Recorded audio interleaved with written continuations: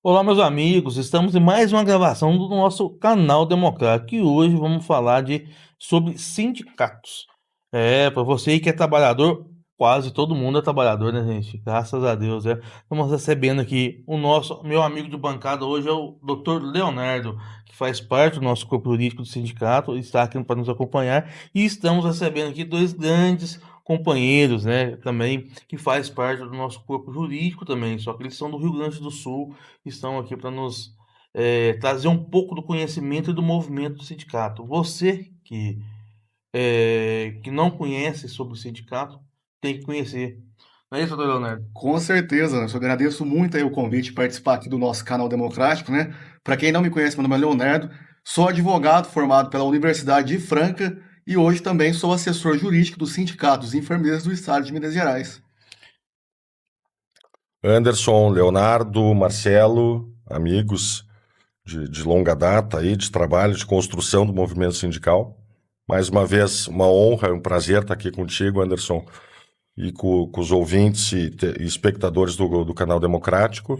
E a ideia é essa, hoje mesmo, nós conversarmos um pouquinho do movimento sindical de uma forma geral, né, e trazermos um pouco dos nossos parcos conhecimentos a respeito.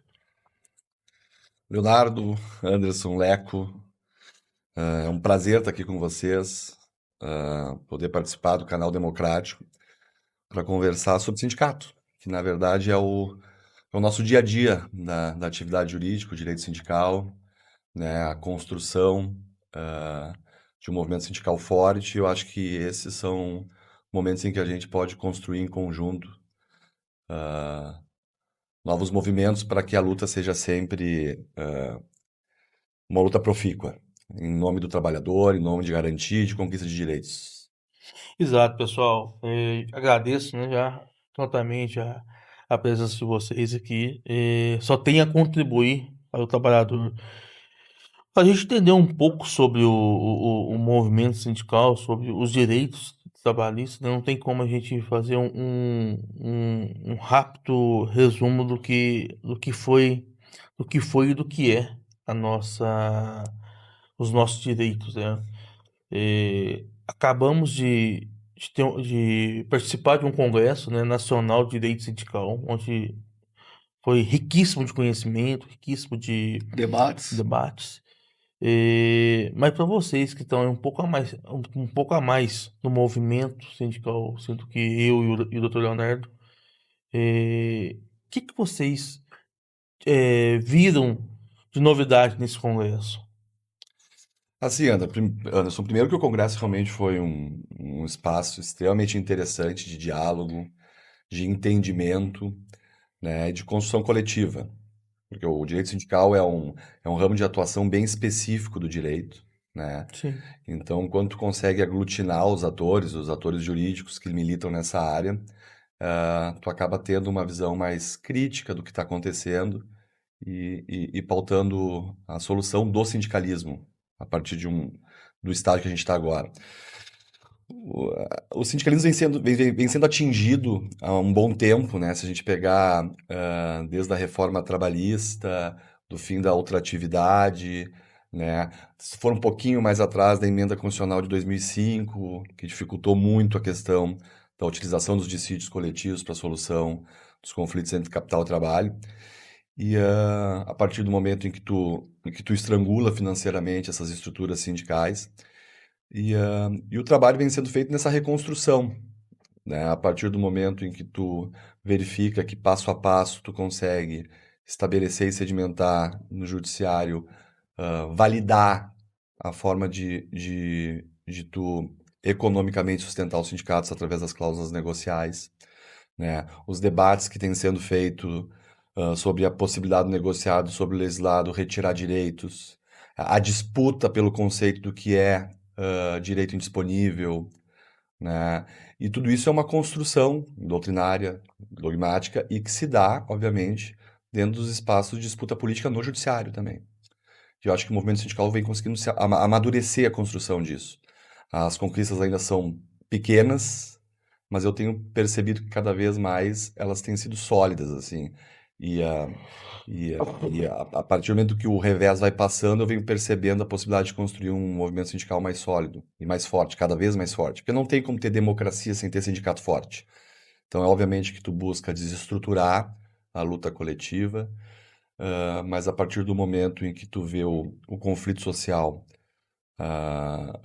ficar cada vez mais intenso diante do enfraquecimento das estruturas sindicais, não tem espaço para que não aglutine novamente. E eu acho que o que o Congresso mostrou é isso. A gente tem caminhos cada vez mais bem traçados para essa luta, Anderson. Sim. E você falou também sobre a reforma trabalhista, né, de 2017.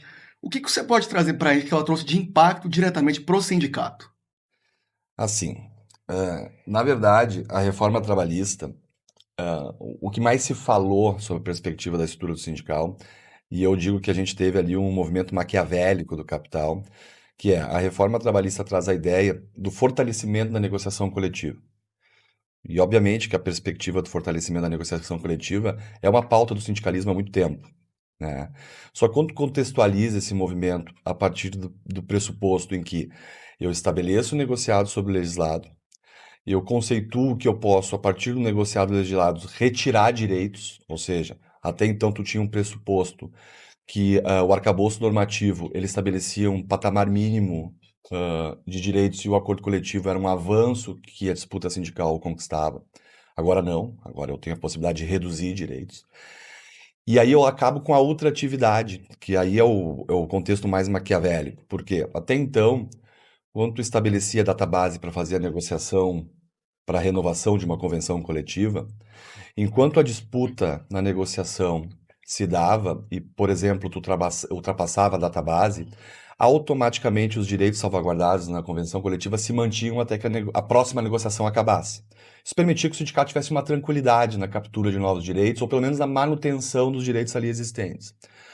Quando tu estabelece o fim da ultratividade, a partir da database, aqueles direitos salvaguardados na norma coletiva deixam de existir, né? E aí o que acontece?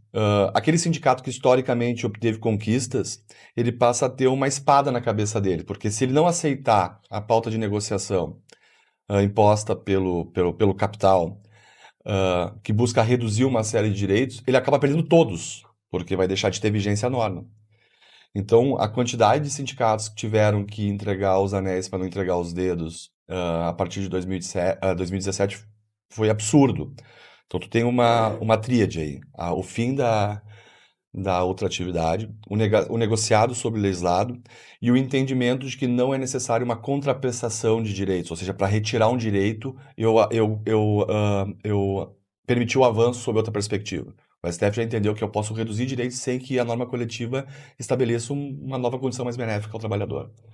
Então, de fato, esse sistema acabou trazendo para os sindicatos um ambiente de negociação extremamente difícil. E agora, a partir disso aí, é a construção, é batalhar pela ultratividade, criar um ambiente de não retrocesso social, né, efetivar esse princípio constitucional de não retrocesso social como a impossibilidade de retirar direitos e, a partir daí, talvez construir a implementação de novo da ultratividade e fortalecer a negociação. Sim, a negociação coletiva é um instrumento importantíssimo para o trabalhador. Tu precisa de um sindicato forte, então tu tem que instrumentalizá-lo, financiá-lo. O capital está muito bem estruturado financeiramente, o sindicato, obviamente, também tem que estar. E tu tem que criar um ambiente saudável de negociação. O capital já é mais forte por natureza. E se eu criar um ambiente em que essa força ela aumente exponencialmente e ainda dando um caráter de sobreposição à lei, realmente é um ambiente muito hostil para a negociação sindical. A gente já vai polemizar já no começo já, né? Então, foi muito falado no Congresso sobre a decisão monocrática do Gilmar Mendes, que foi aquela questão do caso da asepsia do banheiro público, que tinha uma convenção, tem uma convenção que poderia pagar 20% o grau médio para o trabalhador, e ele foi lá e reformou, e foi lá e deu a decisão falando que não, que tinha que se manter o 40%. Lógico que a gente concorda com isso, que tem que ser pago o que é mais, né? Que é uma conquista não reduzir direitos, né? Não reduzir adicionais. Porém, isso traz um problema, né? Porque o negociado sobre o legislado, ele não foi mantido. Uhum. E aí, qual que é o impacto político para os sindicatos sobre essa decisão? Tá certo, quando eles são monocráticos, a gente sabe que pode mudar muita coisa de repente, né? Uhum. Mas qual que é o impacto negativo para os sindicatos e os seus instrumentos coletivos? Ou não tem um impacto negativo? Na minha visão, enquanto sindicato, eu vejo isso como um problema. Mesmo o trabalhador ganhando, ele saindo no Uhum. lucro. Eu vejo isso como um Uhum. problema ainda. Pode ser um problema, Anderson, à medida que o negociado sobre o legislado, que é de uma característica liberal, né, onde o Estado não se mete, digamos Sim, assim, e o Poder Judiciário também não se mete para regulamentar isso, ah, ele pode ser um problema a partir de uma negociação bem feita pelo sindicato, onde o Poder Judiciário vá, passe a caneta e diga que esse negociado não pode ser validado, né? Então existe um perigo nisso tudo, né? Como tu bem disse, essa questão da manutenção do grau máximo de insalubridade em 40% é benéfico ao trabalhador, mas ele abre um precedente para que o judiciário reforme negociações feitas pelo sindicato com o sindicato patronal, por exemplo. Sim. É, na verdade, essa questão ela tem, no meu ponto de vista, ser analisada de forma bem circunstancial, assim, Anderson. Obviamente que o judiciário ah, ah, avaliar e eventualmente alterar uma negociação coletiva, ela pode gerar algum tipo de prejuízo justamente porque a negociação foi um espaço onde os atores buscaram um consenso, né? Mas como tudo, e é por isso que eu brigo no sentido conceitual, é que na negociação coletiva, até por preceitos constitucionais, tu não pode tudo. E aí cabem aos atores, tá? Sindicato patronal e dos empregados, entender quais são esses limites. E nesse caso específico, Anderson, por exemplo, quando tu estabelece na CLT o negociado sobre o legislado, tu impõe algumas restrições, que foi o que eu disse no início. Tu não Sim. pode negociar direitos indisponíveis. O primeiro passo de se conceituar o que é direito indisponível é tu trabalhar através do eixo constitucional. O que são os direitos constitucionalmente previstos de proteção ao trabalho, de trabalho digno, e aí eu posso entender que eles são disponíveis, e normas de higiene e saúde. Então, a partir do momento que conceitualmente eu já estabeleço na mediação do que é possível negociar, que normas de higiene e saúde eu não posso retirar direito, os atores que negociam têm que ter isso como uma premissa, né? Como uma forma, inclusive, de salvaguardar o sindicato dos trabalhadores, sob a perspectiva essa de ter uma espada na hora da negociação. E Exato. eu acho que, doutrinariamente, a gente tem que avançar. Por exemplo, Anderson, eu entendo que jornada de trabalho é uma norma de higiene e saúde. Eu Sim. entendo sim. que uma norma coletiva não pode estabelecer que o trabalhador possa trabalhar 12 horas por dia, né? Eu entendo que o direito a repouso semanal remunerado em domingos é uma norma de direito de saúde. Então, a partir do momento dessa disputa conceitual no judiciário, tu vai conseguir modular, né, a possibilidade de uma convenção coletiva feita sob pressão em um ambiente hostil para o Sindicato dos Trabalhadores, tu tem um limite nessa redução de direitos. E isso eu acho que é muito importante para os sindicatos, porque tu consegue criar uma equidade. Ó, daqui não adianta nem a gente negociar, ou não adianta nem tu me pressionar, que ali na frente a justiça vai anular. A partir daí a gente pode, no residual, conseguir avançar principalmente na manutenção e ampliação de direitos, né?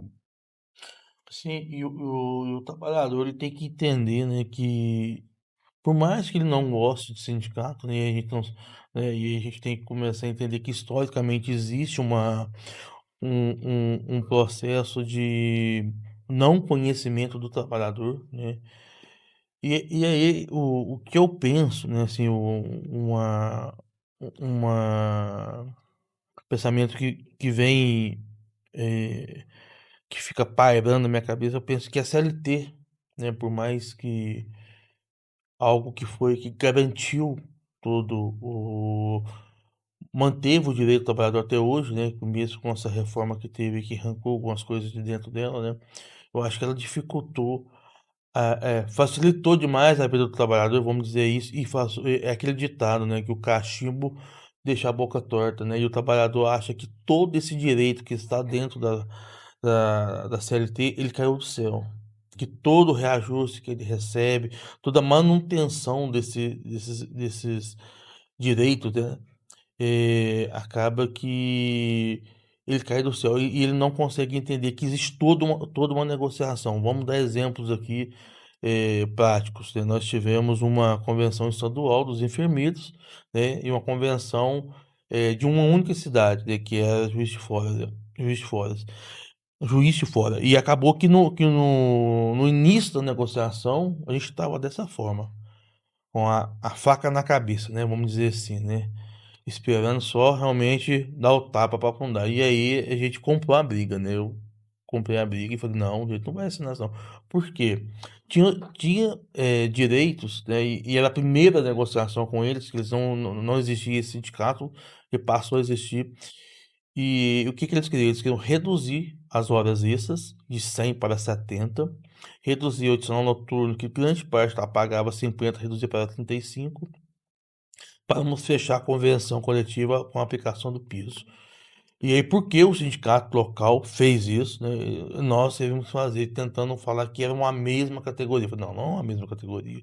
São sindicatos diferentes, categorias diferentes. Se o camarada fez isso aí, e aí não vou entrar no juízo de mérito, se ele ganhou bola por fora, se não ganhou, que eu não vejo motivo de fazer uma coisa dessa, né?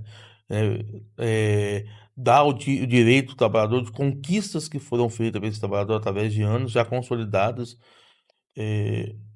mas nós não vamos fazer. E aí fomos o Ministério do Trabalho, Ministério Público e segurando, falei, não, a gente não vamos fechar dessa forma. E conseguimos fechar. Mas o trabalhador, ele não via isso, ele queria que fechasse todas as formas. Não, gente, acalma. Não, isso não vai dar nada, está demorando. E realmente demora. E por que demora? Porque é uma negociação Tem todo um processo, coletiva. né? Um trâmite. Exatamente. Muitas vezes o trabalhador ele vai no site do sindicato, vê que já está a convenção lá pronta, mas ele não entende exatamente como que foi feito todo o processo de negociação entre as partes, né? Sindicato patronal e laboral, e acaba que o trabalhador simplesmente vê a convenção pronta e acha que aquilo acontece da noite para o dia, o que não é. Temos a Assembleia, ela é soberana, né? E aí volta no negociado legislado. Por que para algumas coisas ela tem validade, para outras não? Exemplo, toda Assembleia nossa, elas são gravadas e a gente coloca a contribuição assistencial lá. A cota negocial, vamos dizer assim. E por que fica claro para que essa cota? Para que a entidade sindical ela se mantém. Tem um jurídico, tem um marketing, tem um homologador, tem um secretário, tem um papel, tem a água, né? Tem as nossas viagens que tem que ser custeada por isso, até mesmo para a gente ver nos locais onde está acontecendo determinadas denúncias se é verdade ou não, né? E o trabalhador não consegue isso. Por que que hoje existe esse problema com a cota negocial? Por que que o Supremo Tribunal, o Supremo, o TST, ele entende que essa única cláusula, vamos dizer assim, ela não faz parte do resto de todo o documento? Qual que seria uma possibilidade desse entendimento Olha, Anderson, o que que eu vou te dizer sobre isso? Que nem eu te falei, a gente está no momento de disputa política, político? tá? Porque eu acho que tu conseguiu esquadrinhar muito bem, assim, a questão da cota negocial. A cota negocial nada mais é do que a possibilidade de financiar o sindicato para que ele firme aquela norma coletiva. Sim. E aquela norma coletiva, por óbvio, é onde se sustenta uma série de direitos para o trabalhador que não estão previstos na legislação ordinária. Sim. E aí, e é tão louco essa perspectiva que tu narraste do TST eventualmente estar discutindo a validade do que está disposto ali, é porque a partir do momento em que o Estado determina que o negociado vale sobre o legislado, ele dá uma força ainda maior para os entes que estão negociando. Sim. Então, a partir do momento em que conquistas são feitas através desse instrumento, como não aceitar que esse instrumento preveja o financiamento de quem negocia? Sim. Quando a gente senta numa mesa entre capital e trabalho, as empresas possivelmente não tem, tu tem uma experiência disso, uma estrutura muito complexa de negociadores, isso custa dinheiro. Isso é investido pelo empregador. Se eu não permitir que o sindicato tenha a capacidade de se instrumentalizar para essa negociação, isso custa dinheiro, né? Eu vou ter uma negociação desigual. E a partir do momento em que o porque a gente tem um paradigma, o fim do imposto sindical, né, que era uma contribuição cobrada de todos os trabalhadores por todos os sindicatos. Sim. A lógica da contribuição negocial é privilegiar o sindicato ativo, ou seja, só vai ter o pagamento para quem realizar uma norma coletiva. Aquele sindicato que a gente chama de pelego, que só existia no papel, mas não negociava, ele vai continuar sem ter a subsistência financeira dele, porque o direito à cota negocial nasce da negociação coletiva. Sim. A partir do momento que a negociação coletiva estabelece a forma de como vai se dar, percentual, a característica da eventual oposição, eu não vejo motivo para o judiciário se imiscuir e dizer assim, não, não pode ser assim, tem que ser daquela forma. A Assembleia, ela tem a autonomia, através da votação dela, para estabelecer uma obrigação para todos os trabalhadores. A partir do momento que ela estabelece a possibilidade de oposição, porque todos os trabalhadores vão ser beneficiados por aquela norma coletiva, não só os associados. Apesar do TST estar estabelecendo essa discussão com algum grau de possibilidade de dar uma definição diferente para a oposição, eu entendo que o STF já construiu de uma forma muito sólida isso. Estabeleceu cota negocial, previu a possibilidade de oposição, é válida a cobra e assim a gente consegue ter um movimento sindical ativo. Eu só queria fazer um parênteses, Anderson, que eu acho que é uma forma de registrar, inclusive, um mérito teu. Sinceramente, eu que rodo e convivo muito com a estrutura sindical. O sindicato, historicamente, é demonizado, Sim. né? Por quê? Porque eu tenho que desconstruir o sindicato como um ator forte na negociação, porque é ele que pode impor ao capital um custo da mão de obra, para tentar equacionar o mínimo possível essa relação. E o sindicato ele vai conseguir desfazer essa imagem com dois movimentos básicos. Um trabalho efetivo, ponto. O sindicato que não trabalha realmente traz um ônus para a estrutura sindical, porque acaba poluindo a imagem de todos. E capacidade de comunicação.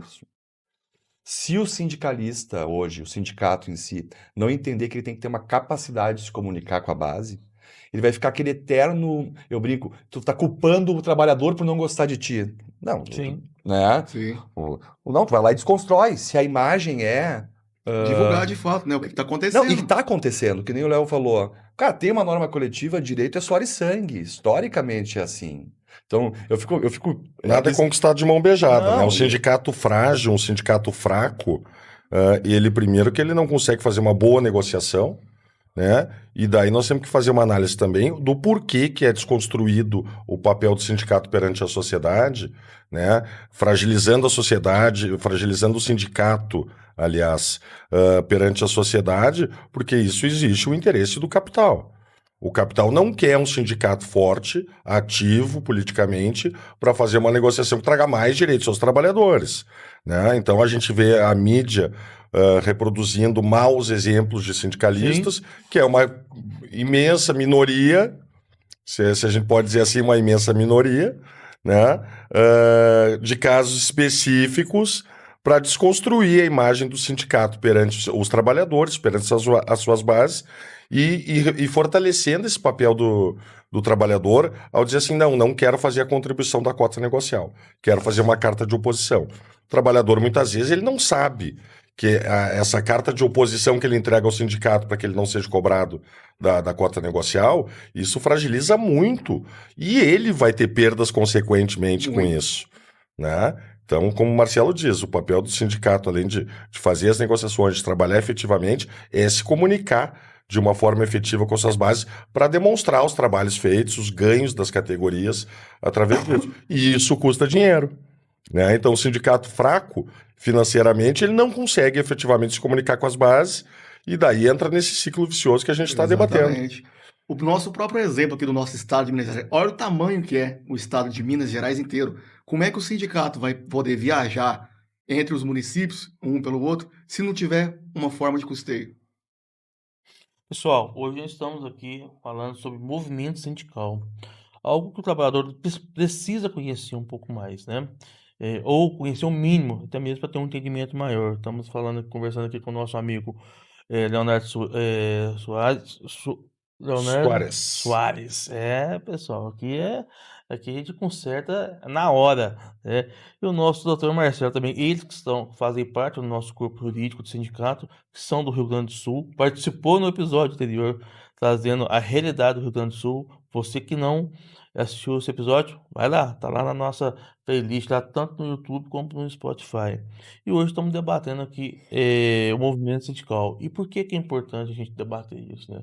Porque eu principalmente, assim, eu acredito que o trabalhador, ele precisa estar dentro do sindicato, ele precisa ter um acesso. E hoje nós fornecemos todos os acessos, lógico, comentários, alguns comentários a gente respondemos nas nossas redes sociais, mas a maioria de comentários a gente não dá por obrigação responder na rede social do sindicato. Mas direct, que é uma coisa mais pessoal, que a pessoa quer saber, respondemos todos, passamos o meu contato do sindicato, porque para o trabalhador específico chegar até nós, que era uma dificuldade que nós temos, até mesmo pelo o doutor Leonardo acabou de dizer aqui, sobre a questão Da base estadual, né? Da base distância. estadual. Então, assim, é importante que a gente consiga ter essa facilidade, né, através dos nossos e-mails institucionais, do nosso WhatsApp institucional, do meu Zap pessoal também. Só que também o trabalhador tem que entender que a maior força é quando o sindicato chama para uma assembleia presencial e ele vai.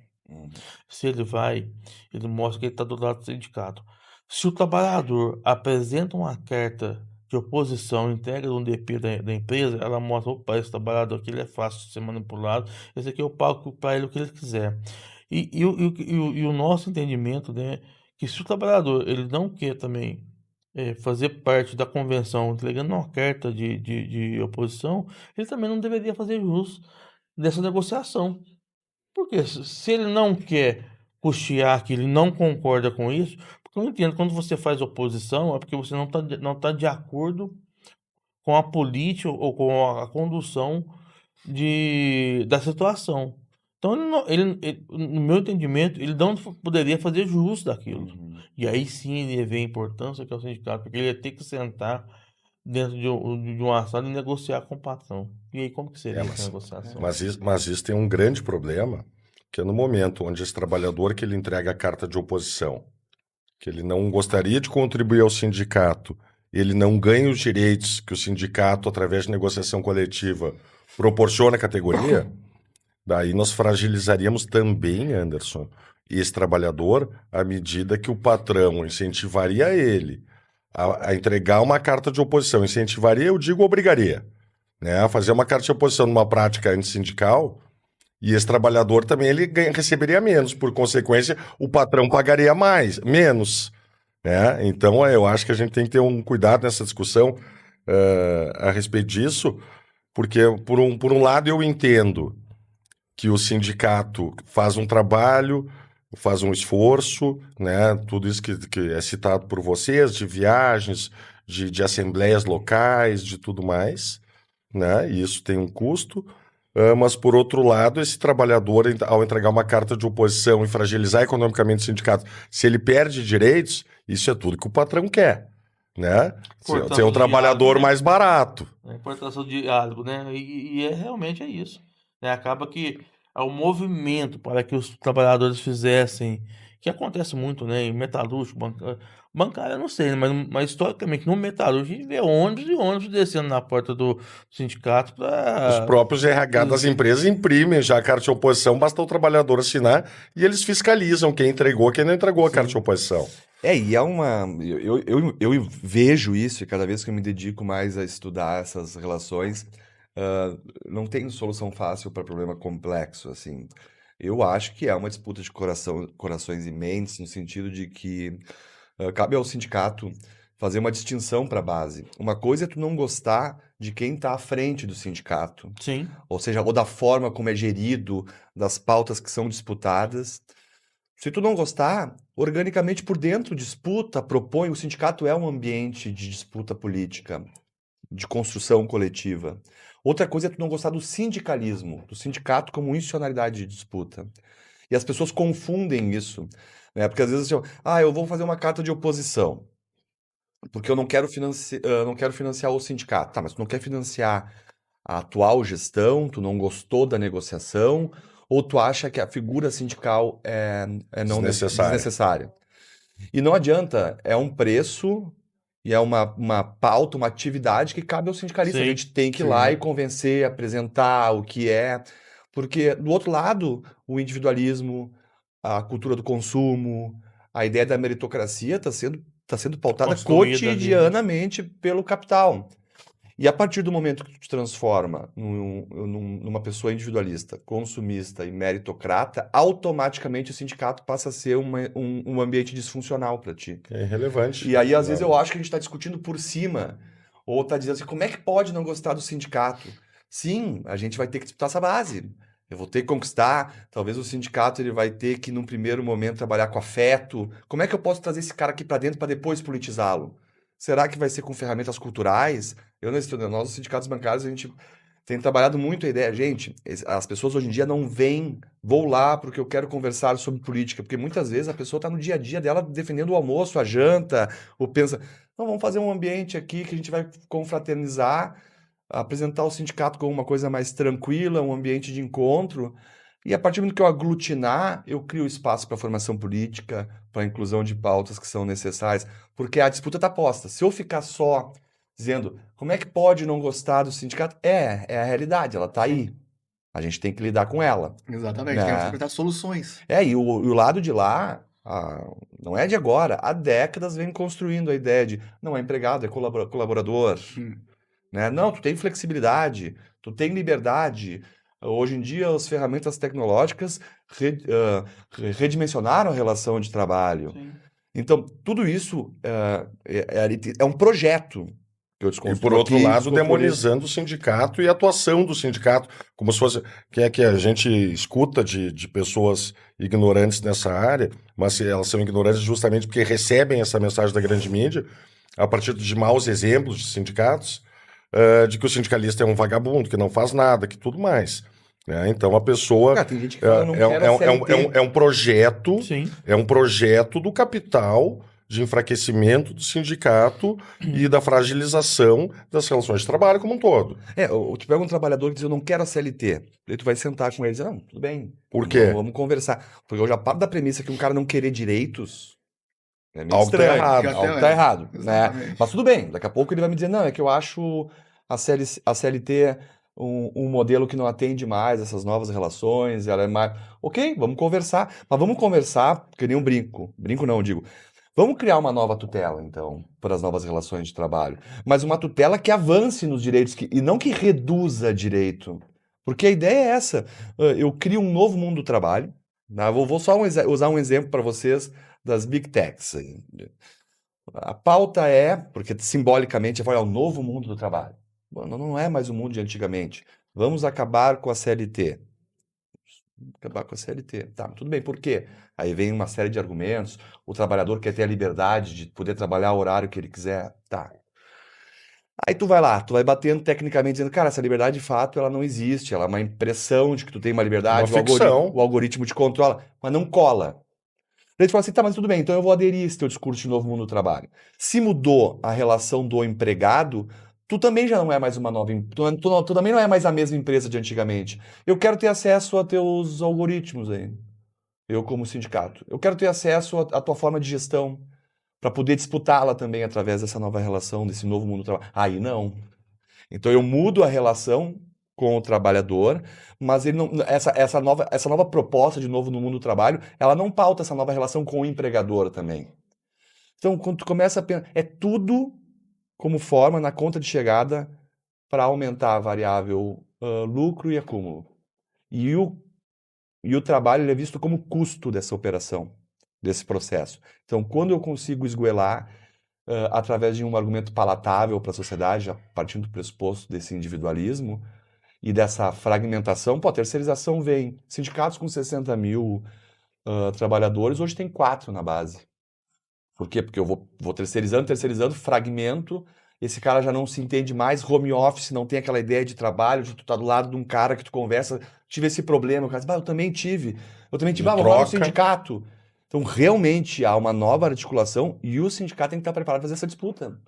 Como chegar, como trazer, como formar, como criar pautas que façam sentido para esse trabalhador, entender que hoje em dia os ciclos são mais curtos, então dentro da mesma categoria eu tenho pessoas mais velhas, com um pensamento talvez mais, não reacionário, mas mais conservador, e tem ao mesmo tempo jovens que têm uma outra forma de ver a vida. Como eu, sindicato, vou mediar isso? Então a questão está posta, e aí vai do sindicato conseguir fazer essa interlocução com a base, né? Falar de liberdade sindical, né? A gente tem liberdade sindical dentro de um contexto sólido mesmo, vamos dizer assim. Porque muita gente fala que o sindicato hoje ele caminha sozinho. Eu não tenho essa visão, cara. Não tenho essa visão por vários fatores, né? Um fator é o desrespeito, por exemplo, das convenções e acordos coletivos, né? A dificuldade que nós temos de acessar a base dentro da empresa para averiguar. E quando a gente fala isso, no nosso caso, os enfermeiros, a nossa entrada na instituição ela é fundamental para averiguar o que está acontecendo. Área insalubre, não insalubre, condições de trabalho, dormitório. E sem falar que nós temos uma lei hoje que obriga as empresas a ter uma sala de descanso para o trabalhador, mobiliada, climatizada, com banheiro para banho, vaso sanitário. Como que a gente vai conferir? Como que Se não nós... tem acesso, não tem como conferir e fiscalizar, né?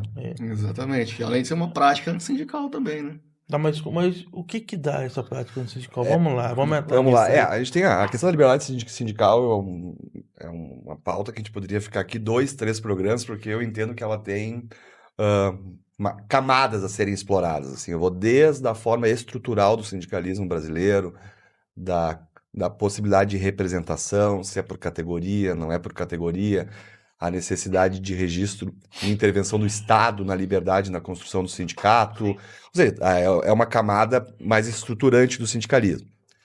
Mas eu tenho também essa perspectiva da liberdade da atuação sindical.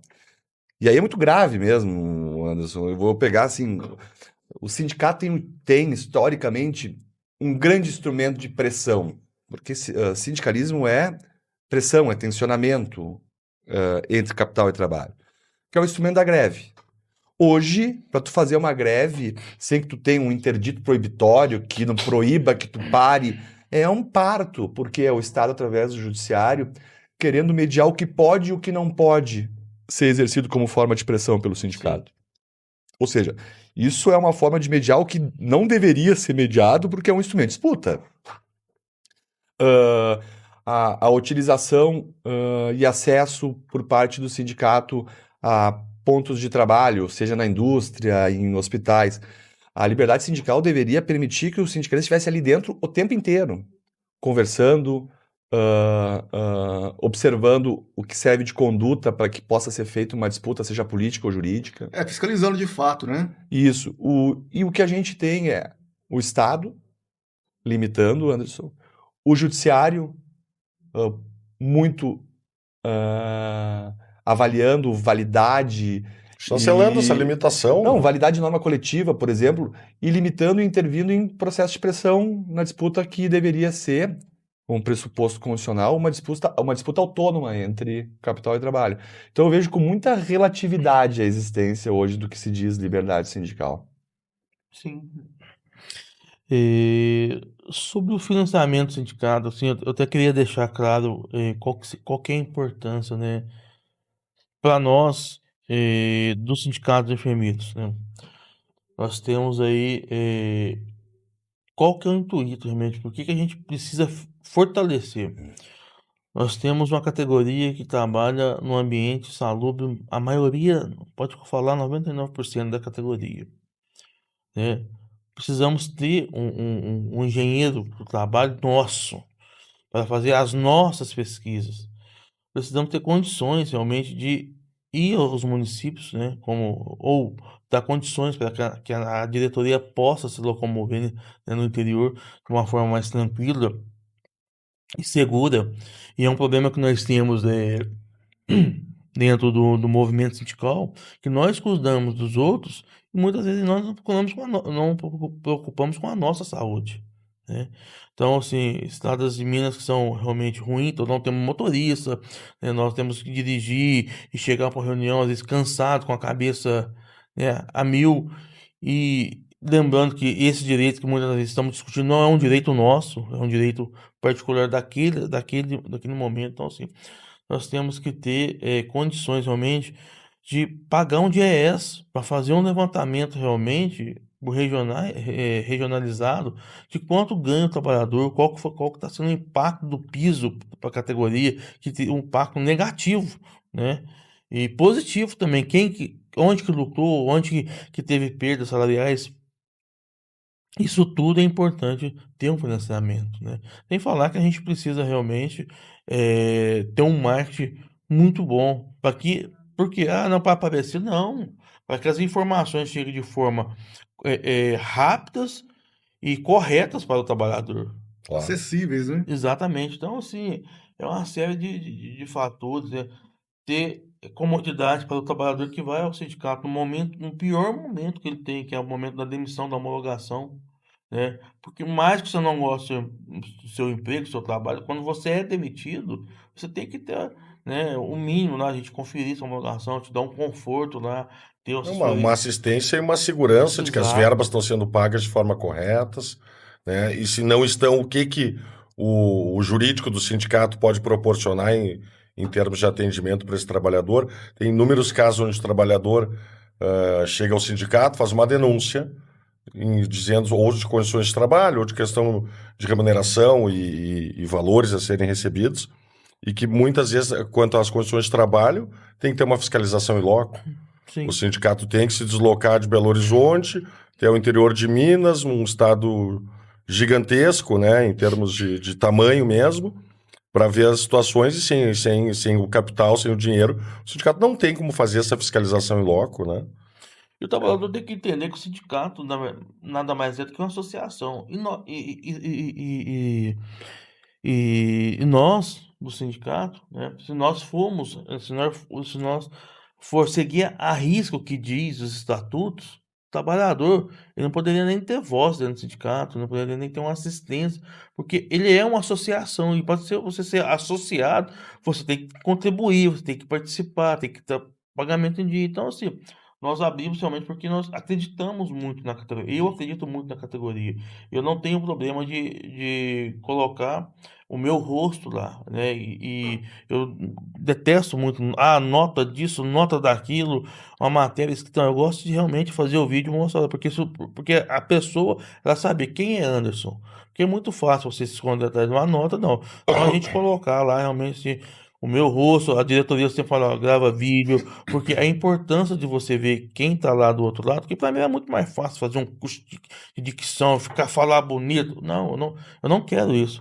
Quero mostrar para o trabalhador que eu, Anderson, eu sou o mesmo trabalhador que está lá me ouvindo do outro lado. Ah, Então, a importância de a gente não perder a essência realmente é essa, porque você consegue chegar ao trabalhador e falar para ele, olha, aqui tá na empresa acontecendo é isso e isso, a negociação está agarrada por isso, por isso. E eu falo. E hoje, graças a Deus, dificilmente o nosso Instagram é atacado realmente, porque vê trabalho. Lógico que não é na rapidez e no tempo que o trabalhador quer.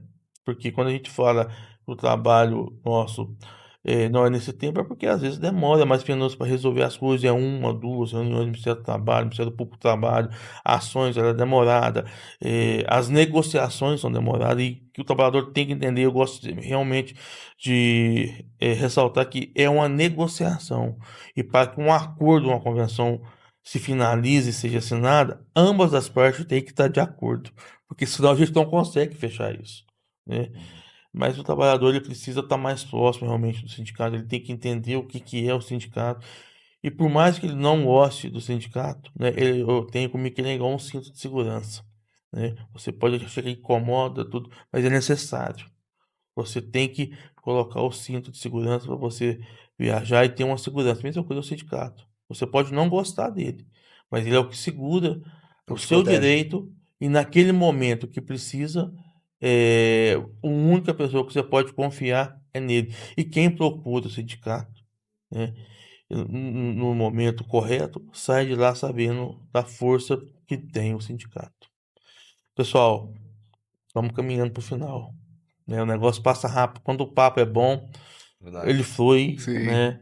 Então aí eu queria já agradecer tanto o doutor Leonardo que esteve comigo aqui do lado de cá da bancada, né? O Marcelo e o Leco, carinhosamente, assim, dois camaradas que a gente tem aí na militância, que ser advogado de sindicato é muito mais do que ser um profissional parado de Perfeito. dinheiro. Tem que gostar.